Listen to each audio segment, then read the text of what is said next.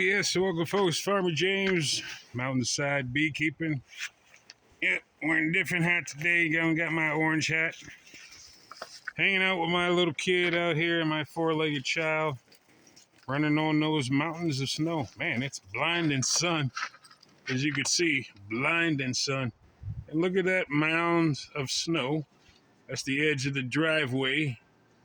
And there she is running around, wondering what to do. And look at that. Hill's getting pretty big. Yep, there she goes climbing in it. Well, today I'm gonna try to see what we can do. What do you mean what we can do? Well, I'm just gonna walk around and see how much snow I gotta shovel to get these bees out. Because it's really going to snow. Yeah, and I already got a hill. There she goes, climbing up to the top. And it's a mountain of snow. So I'm trying to get ready for this mountain of snow. And it's going to be kind of crazy. So I'm already tired of shoveling. Like I told you, I got to shovel. So I'm going to go look at the backyard while she plays on that mountain. You can see from the driveway to the top. Pretty big hill. Look, it's a beautiful blue sky. It's one thing love about the Green Mountains. We got all these beautiful trees. And it's a beautiful sunny day. Well, let's go take a peek at the hives. See what's going on. Because I just need to see how much I got to dig out. And it's really cold, 12 degrees, windy. What can I say? Falling over the freaking hills of snow that have been shoveling. And yeah, I'm gonna trudge through this snow as I get a glimpse of my backyard.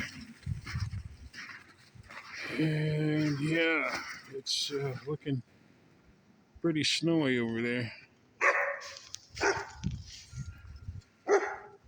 I'm not sure what she's barking at, probably a bird or something.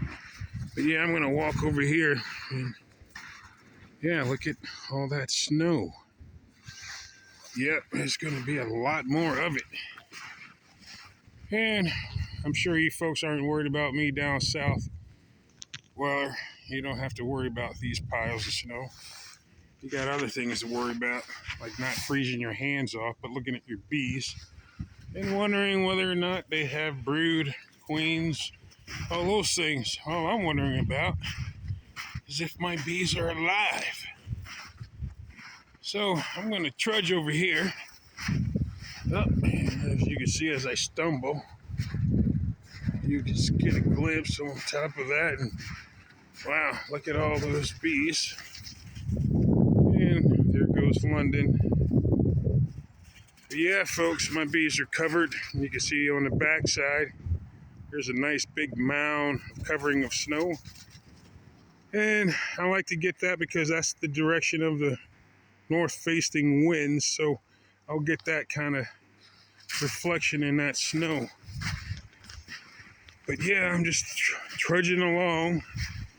And as you can get a glimpse of my hives, I'm really standing pretty deep. But yeah, that's the entrances. And she's chasing leaves. That's what she does. So in front of the bees, well, actually she's in the snow. That's how high it is. And we're expected to get 18 more inches of snow tomorrow. Post Valentine's Day, happy Valentine's Day. I forgot all you folks out there, include myself. I have a nice honeybee queen celebrating our day-to-day of love, that kind of stuff. And she's happy to chase leaves. So I leave the snow in front of the beehives. As I said, my bees are up off the ground. So all that kind of snow you see in the front, it's really helping, except that one hive. It's a little higher off the ground. But it's keeping that northern wind out, and that northern wind is coming in, and it's really rough today, I tell you. My hands are freezing out here holding this phone. But this is part of the thermal regulation of the hives themselves, how the ladies are keeping themselves warm.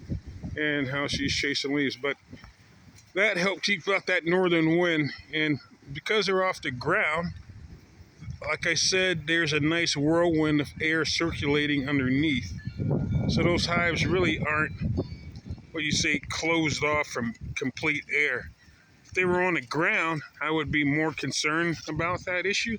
But they're a little off the ground. I told you about over a foot. So that kind of really helps with airflow underneath. But tomorrow, given we're going to have 18 more inches, you can just see how high it is up on the roof.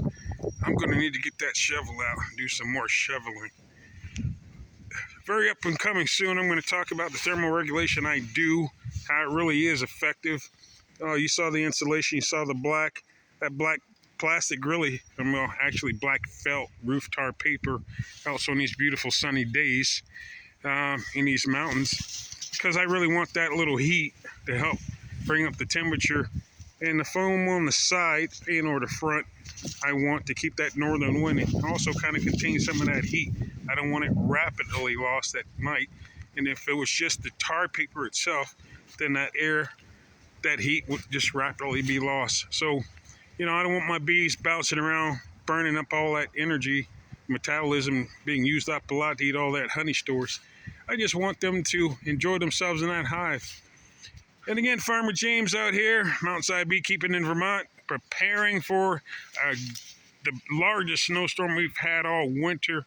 They're talking about 18 inches, but for us, probably another foot. But we don't need another foot, as you can see. If you like what I'm talking about, leave your comments below.